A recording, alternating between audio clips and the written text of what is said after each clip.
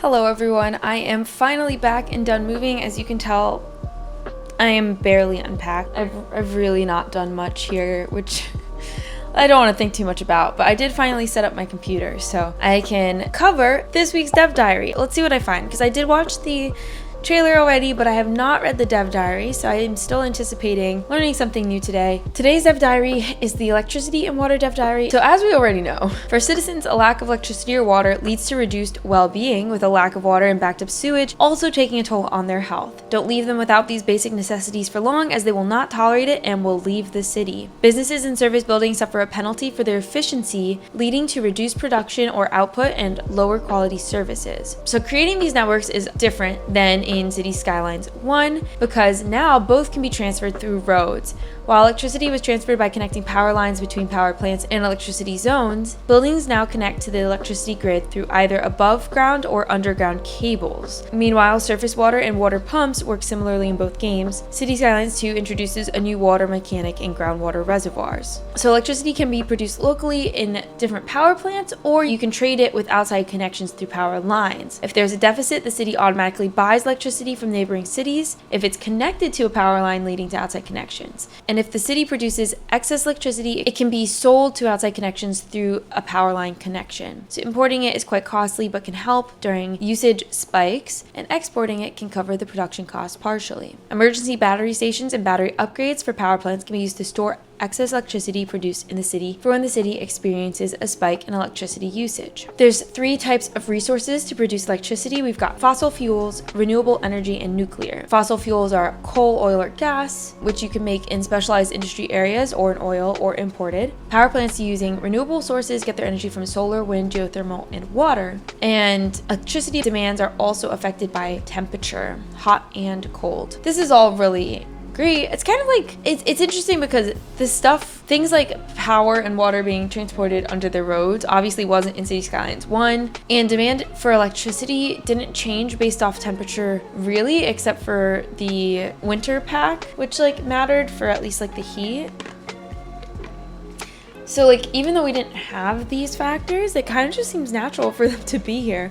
Like, I'm not surprised at all. I think it's great that it's added, for sure. It adds more realism. Transformers. In Cities Skylines 2, there are 2 types of electricity, low voltage and high voltage. Electric cables are used to transfer the low voltage electricity used by buildings and can be manually placed above ground or underground. Most road types include built-in low voltage cabling. I wonder which ones don't include it. Electric cables have a low electricity capacity, meaning that they alone cannot transfer all the electricity produced by the large power plants, which is where high voltage comes into play. So we use power lines to transfer high voltage electricity produced by power plants, and they can also be used to import or export electricity. And then these power lines can be manually placed and connected to low voltage electric cables and roads with a transformer station. I think this is such a great addition to Cities Skylines 2. I know a lot of favorite YouTubers would use assets from the workshop to like kind of emulate the aesthetic of a transformer station in their city, but now we actually have them and they're functional, so I think that's great. I also just like how they look, because it just adds that extra layer of realism to, well, one, how we develop our city, and also just how it looks in general. So I think that's really cool. These emergency battery stations, when your city produces excess electricity, it can be stored in the emergency battery station, and then when you need more electricity, the city will take it from this to avoid blackouts, which I think is pretty cool. And the batteries can also be used in conjunction with the solar power plant to power the city during the night when the solar power plant doesn't produce electricity. This didn't exist before, so I think that's awesome. Wind turbine. We had these in Cities Skylines 1, and it seems like it's the same situation. Although looking at this screenshot, because it says, oh, you can place a wind turbine in the water or on land, these turbines look identical. And I know in Cities Skylines 1, the wind turbines that can be put in the water looked different and also cost different. So I'm not sure if we're going to be seeing another type of turbine in the future, or if we're just going to get the one. It does say a wind turbine can be placed roadside, on the ground, or on water. If placed elsewhere but roadside, it needs to be connected with the electric cable to the electricity grid. And electric cables, I think it said we can run above or below ground. Let me just confirm it. Yeah, above above or underground. So I like that we have that option now. Not everything has to be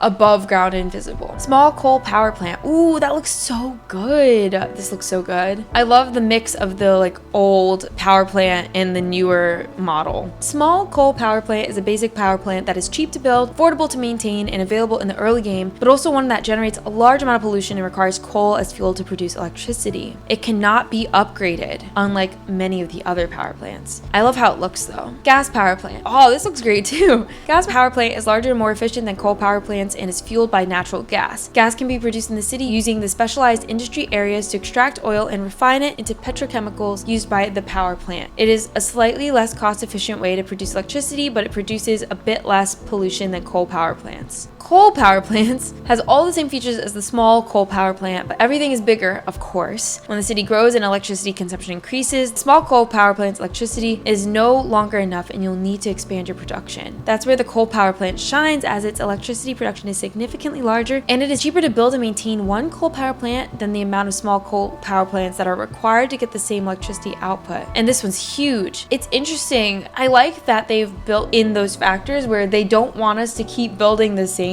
building. It would be less efficient and cost effective to build multiple of the small coal power plants. Now they just want us to like think of how we can expand and change our city and build new facilities, which is nice because even thinking about like Cities Skylines 1, when I would do the garbage, I would literally just put the same recycling place down over and over and over. And yeah, I'm just glad I'm not doing that anymore. Geothermal power plant. This also looks really good. Jeez. As a renewable energy source, the geothermal power plant converts heat from deep underground, turning it into electricity. The power plant doesn't need fuel to operate, but it requires groundwater deposits to function, and it doesn't create as much pollution as coal power plants. The downside of this power plant is that it is somewhat expensive to build and maintain, and it also pollutes the groundwater deposit, making it unusable for drinking water. Ah, okay. So yeah, if we have a water source here, we definitely don't want to put this down. These screenshots look so nice. Like the buildings look great and the trees look really good too. Solar power plant. I'm super excited for this. I got a bunch of assets from the workshop in Cities Skylines 1 to put these down, but I mean, I'm glad it's just in the base game. Solar power plant output depends on the time of day and the latitude of the map. It requires sunlight to function, so it doesn't produce electricity during the night, but it has a small integrated battery that can release some of the charged electricity at nighttime. It only produces noise pollution, making it a green option. However, it is expensive to build and maintain, and the power output depends on the weather, so the production isn't stable. Nuclear power plant. It produces a huge amount of electricity and it doesn't use any type of fuel to operate. The only pollution it produces is high noise pollution, which makes it sound almost too good to be true, but of course there are some downsides. It's very expensive to build, has a high upkeep cost, and consumes large amounts of water for cooling, so make sure your water supply and your economy are in good shape before adding it to your city. So that's a really interesting function as well. The water is going to be used up by the nuclear power plant, so I think I like this. There seems to be a lot more to juggle in Cities Skylines 2, but not necessarily in a bad way. And from what I've heard from all of the YouTubers that have played the alpha or beta build, is that it doesn't feel overwhelming. It feels like the right amount of balance and management that we were missing from Cities Skylines 1. So that's all very positive feedback, of course. Hydroelectric power plant generates electricity from flowing water and offers a renewable source of energy that only produces noise pollution. Its output depends on the speed of water flowing through its turbines, and how stable its electricity generation is depends entirely on the water simulation. Flowing water, such as rapid rivers with steep elevation differences, are great spots to build dams. The size of the dam determines both its cost and electricity production. Are these 2 dams? They just put 2 and 2. I, for some reason, have never properly understood dams, but they're cool, so I'm glad they exist. Fuel logistics. Fuel for power plants can be extracted locally using specialized industry areas or can be imported from outside connections, each with both benefits and downsides. So local fuel extraction will generate less truck traffic between the city and outside connections, but producing different fuel types locally is quite pollutive and it takes up a lot of space. So yeah, outside connections means that there won't be pollution from the specialized industry areas, but there will be more traffic. But it is more expensive to buy fuel instead of producing it yourself. In both cases, it is important that the road network is built to handle the transportation between the fuel production station or outside connection in the city's power plants. Fuel shortages can occur if trucks cannot make it in time to the power plants before they run out of fuel. Fuel costs are added to the power plant's upkeep cost. Power plant upgrades. So they did talk about this in the city services dev diary. There are 3 types of upgrades for all services, I guess: operational, extensions, and sub-buildings. The upgrades affect various aspects such as the building's capacity, output, and the amount of pollution that the building is producing. So for the gas power plant, it has 4 different upgrades: storage extension, advanced furnace, exhaust filter, and additional turbine. The storage extension allows the plant to store more fuel, resulting in it needing fewer deliveries, and as it is a sub-building, you can build multiple extensions if needed. The advanced furnace is an operational upgrade that reduces the fuel consumption of the plant, while the exhaust filter reduces the building's air pollution. An additional turbine provides an extension upgrade that allows the plant to produce more electricity, though it also increases both its fuel consumption and pollution output. Some upgrades take up more space and increase the upkeep cost, so it's up to you to decide which upgrades fit the building's use and the city's current needs. If the building is far from residential areas and downwind, it is not critical to reduce the pollution of the building, while might be beneficial if the air pollution is affecting citizens. The building's location and connections to the electricity network determine the usage of the building, and if the usage is low, upgrades that improve capacity and productivity may not be needed just yet. Electricity usage can also be increased by lowering the electricity fee, as this causes the citizens to use more electricity per household, while also increasing their happiness and the efficiency of companies. Interesting. This is the fully upgraded coal power plant with additional turbine, advanced furnace, exhaust filter, and additional coal storage yard. It's so big. It's huge. Electricity distribution. As mentioned, electricity is no longer a matter of connecting electric zones, but instead providing your city with a robust power grid. Power plants and transformer stations feed electricity directly into the grid through electric cables, and these can be connected through the high voltage power lines. And each power line and electric cable has a maximum capacity, which determines how much electricity they can carry. When that capacity is reached, a bottleneck forms, creating a disturbance in the distribution of electricity. Every building is connected to the electric grid automatically when they are built or zoned alongside roads, while buildings not placed roadside need to be connected manually. I'm curious, like, what buildings are there any buildings that we can place not roadside, aside from, I guess, like wind turbines, which I didn't think wind turbines counted as a building, but I don't know. Curious.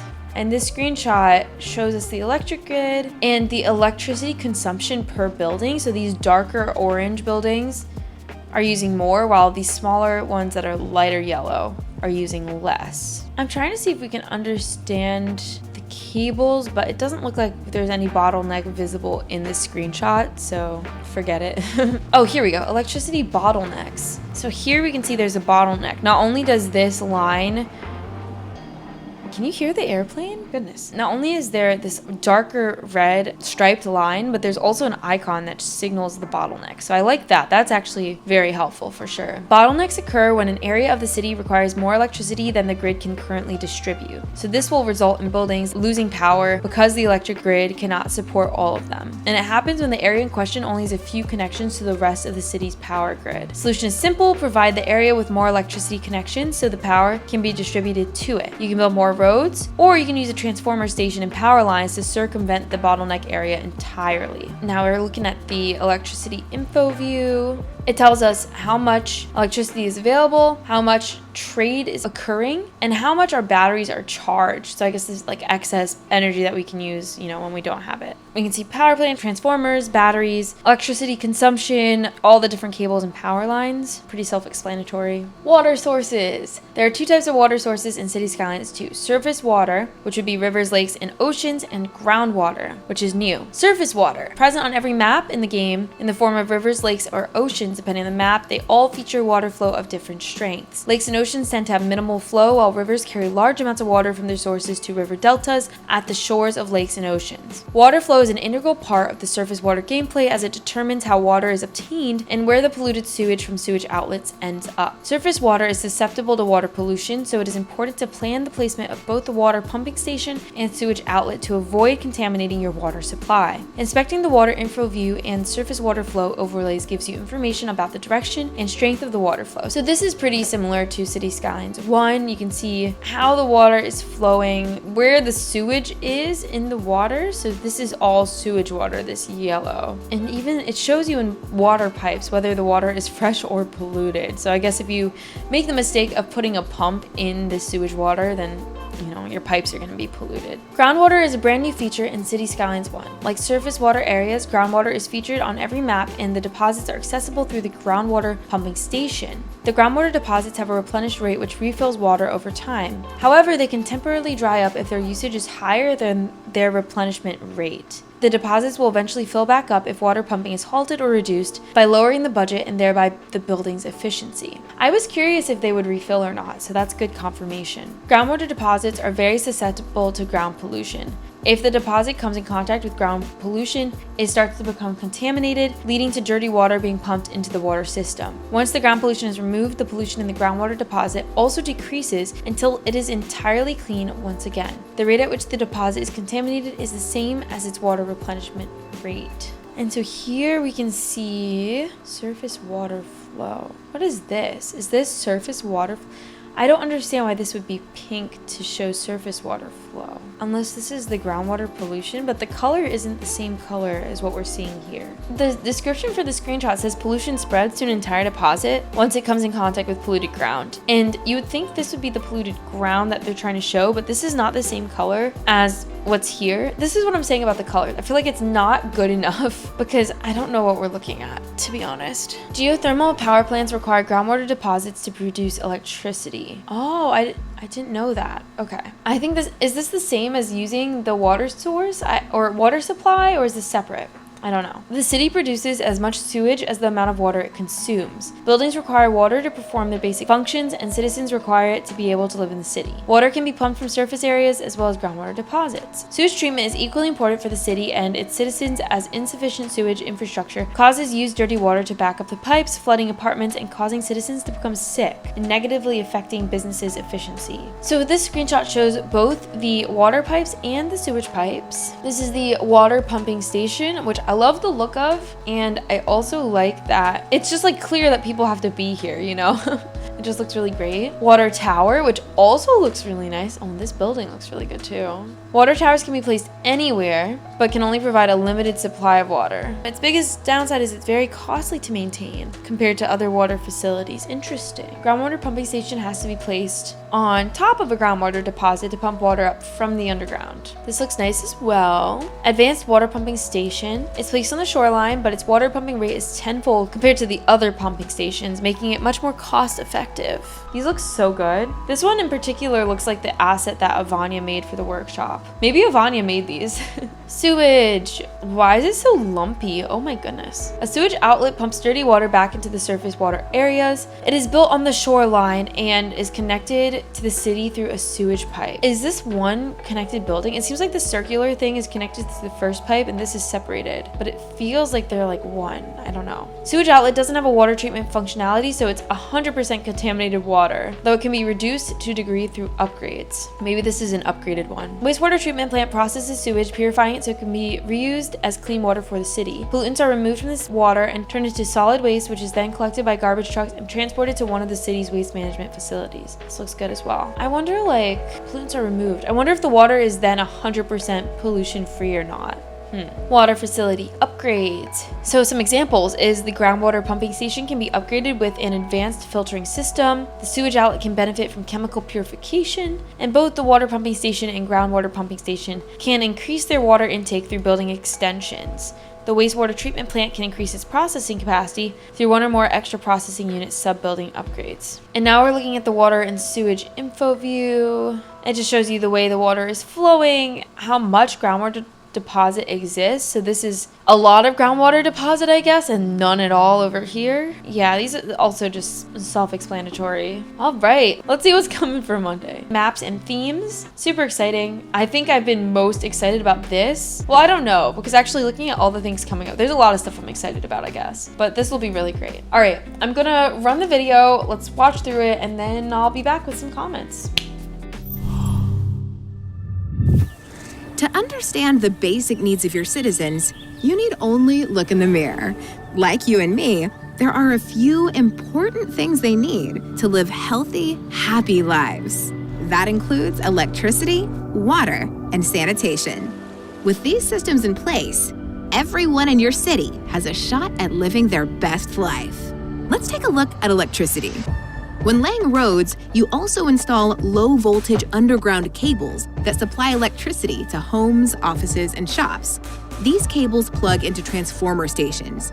Transformer stations are also connected to the high-voltage power lines streaming from your city's power plants. They act as a junction where low-voltage cables and high-voltage lines link up. Together, they form the grid that pumps electricity right across your city. There's one drawback. Power lines and electric cables can only carry so much electricity. When demand increases, they can max out, creating a bottleneck. Keep the grid humming by evenly spreading electricity connections around your city. You can also build power lines to import electricity from neighboring cities. Imported energy will save your bacon if local power plants fail to produce enough electricity when demand increases. It will, too. Expect spikes when the thermostat drops and everyone dials up their heaters. Hot weather will cause spikes too, as people flick on air conditioners, fans, and ice machines at the same time. Your power plants might produce more electricity than your city needs. When that happens, you can export it to your neighbors. While this can offset production costs, think it through. By storing excess electricity in emergency battery stations, you have nothing to worry about when demand rises. Emergency battery stations help your city get the most out of solar power plants. Battery stations power the city at night when the plant isn't producing electricity and recharge when they operate during the day. Of course, solar is just one renewable energy source. You can build wind, water, and geothermal power plants too. Fossil fuels are another way to power your city. Or you can go nuclear. Let's talk water and sanitation. Surface water sources are the same as in city skylines. Expect flowing rivers, glittering lakes, and vast, swirling oceans. Groundwater is different. These underground reservoirs replenish over time, so they can run dry if they're drained at a faster rate than they're refilled. They're also susceptible to ground pollution. When they're contaminated, dirty water is pumped into your city's freshwater system. That's bad on every level, mainly because decontamination takes a long time. Build a groundwater pumping station to tap this resource, and a water pumping station to bring surface water into your city's water system. You can also add water to the system with wastewater treatment plants. These plants can process sewage to produce clean water for homes and businesses. There's another way to manage sewage: sewage outlets. They release waste into open water, which can help prevent sewage from backing up. And that's a must when it comes to public health. Bungling waste management can make people seriously ill. That's why you want to keep sewage outlets well away from pumping stations. How can you balance the very human needs of citizens with your ambition as a city builder? It's simple. Imagine living your life down there, day in and day out. All right, let's just first take a look. It looks like some of these buildings have solar panels. So I have seen this in some of the, I have seen this in some of the previous feature highlights. So I'm not sure, I wonder, are these zoned green buildings? Do these just populate on upgraded building, like level 5 building? What's the deal with them? Is this a policy? I really liked the green policies that we had in Cities Skylines 1. I like the idea of being able to set them up for certain districts or, areas, whatever. Yeah, I'm curious about it. I don't know. I'm gonna turn off the caption since we're not gonna be listening to the audio. This was already pointed out. I think Egg pointed this out, that there are snowmen sitting on lawns, but there is no snow, which I don't think is the worst thing. It takes time for snowmen to melt. So, sometimes you have a snowman, even though the snow around it has already melted, but it is a little weird. And it does make me feel like this is an early version of the builds and they haven't fully fleshed out the snow mechanic yet, or graphics or whatever. So that will likely change, is my best guess. It's also important to note that, just in general, this seems like an earlier build based on the resolution of these buildings loading in, as you can see. All of these look really good. Super excited for this. I know I already talked about it, but this looks just this looks great. Also, these are dirt roads, it looks like. I like how these look. They still don't look 100% final to me. I'm also curious if the dirt roads will change their aesthetic based on the map or map theme. Now, when I say map theme, I kind of am meaning the Cities Skylines 1 map theme, the texture variations. I don't mean European versus American. It was a little confusing that Cities Skylines 2 renamed themes to be that. building styles instead of aesthetic of the actual map itself. But yeah, I'm curious. I'm also curious, like when we set these up, I guess this is one whole building, we don't get to design it. I don't know. And so here it's just showing again how to build out a road grid, and it comes with all the different water and power lines. All of these just look so great. I am curious, like this is kind of just a side comment based off of videos I've seen of other YouTubers that have played the like early access for Cities Skylines 2, is that they have all kind of said that while these feature highlights have been rolling out, that they've been learning from these feature highlights on how the different mechanics work, which I think is cool. And it kind of makes sense because I don't even think with Cities Skylines 1 we got much of a tutorial. Correct me if I'm wrong, maybe there was one and I just ignored it, but I do wonder if there will be a tutorial on launch for Cities Skylines 2, or if there's going to be some sort of guide that we can like look at while we're playing the game that explains all the different ways different services and stuff interconnect. Or maybe if there's maybe on their website they'll have a breakdown or like game guide. I don't know. But it does seem like something that should exist, even in the form of like a fan-made Wikipedia page.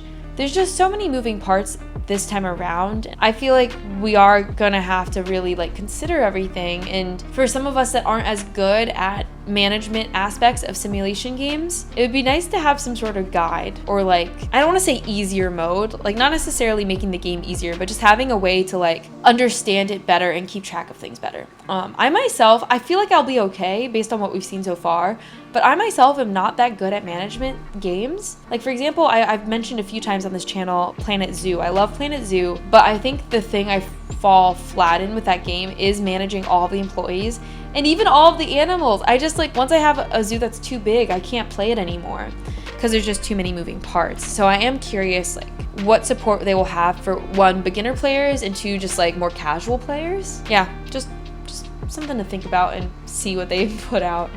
I also like the scale of these. I think they're bigger than Cities Skylines 1. Every aspect of this game just seems better in terms of scale, and I think these are much taller, much bigger, and it looks really good. Ooh, look at the snow, the flurries. It's interesting though because they showed the flurries falling, but they did not show a shot where the city was covered in snow. So it does seem like something that they, at least at the time of this recording, we're still trying to figure out. Whoa. Is it just me or does this water look really, really good here? Like, look at that. Like, that looks so good.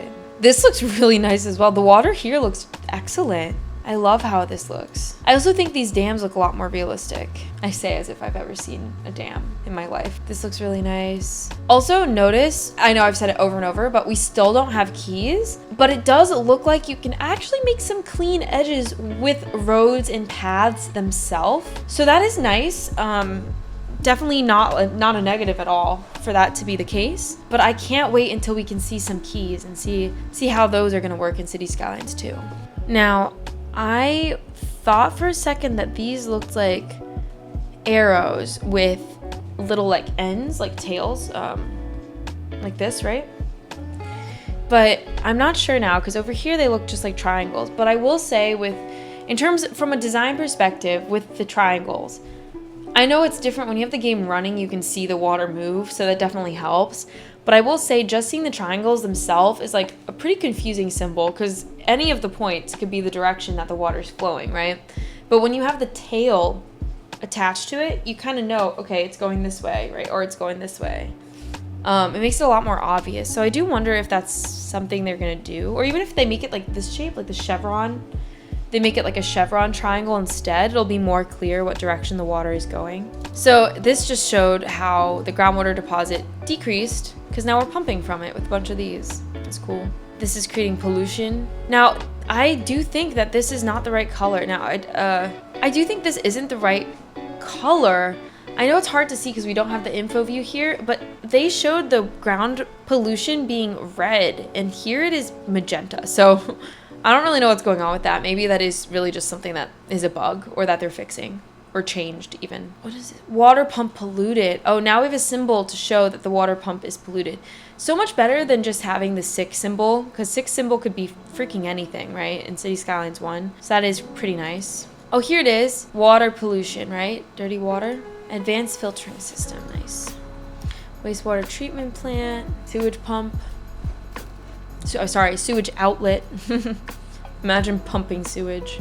And this is what needs to get rid of sewage. Some interesting shots here. Goofy B-roll choices for some of these. And that's that. Honestly, I don't really have that much to say, and that's not like that's a completely neutral comment, because I like the changes that they've made for Cities Skylines 2. I think these are vast improvements. I will say that I am not exactly the most knowledgeable in electricity or water stuff in general.